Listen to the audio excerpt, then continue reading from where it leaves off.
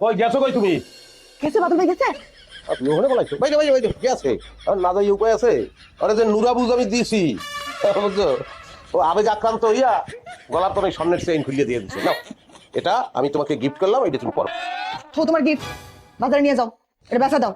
একটু পরে যে কিস্তির মাস্টার আসবে সেই খেলা তো কি বার? বুধবার। আরে ধুয়ে দাও তোমার কিস্তি, আমি এই মানুষ কিস্তি কে উঠে যায়, এরপর এটা আবার সত্য নেই পরে কোন খুলে ম্যানেজ করি এই খালি দেখ পাবো। আমার মেজাজ কিন্তু অনেক খারাপ আছে। তুই রাজিও না, কি পারে রাজিও না? এই মেয়েটার প্রবলেম কোথায়? কি পারে তুই রাজিও না? এরকম একটা মাইয়া, কোটিপতির মাইয়া, তুই বিয়ে করতে রাজিও না? একটা মাইয়া, এই মাইয়াটার বিয়ে করলে তো লাইফ ঘুরিয়ে যাবে, কিছু করা লাগবে না। সে বলছে যে আমার খালি একটা ভালো পোলা লাগবে, একটা সচ্চরিত্র পোলা লাগবে, আর কিছু দরকার নেই, খয়ের নেওয়া সুবিধা নাই। তাহলে কি আমি সচ্চরিত্রই বিপদে পড়ছি? আমার কোটিপতিও লাগবে না, আমার হাজার হাজার কোটি টাকার মালিকও লাগবে না, আর সুন্দরী মাইয়াও লাগবে না। আমি বিউটির ভালোবাসছি, আমি বিউটির বিয়ে করবো, কথা দিছি। আমি যদি সোজা কথা, আমি যদি রাজি না হওয়ার জায়গায় আমি গলায় ধরে দিয়ে মরবো।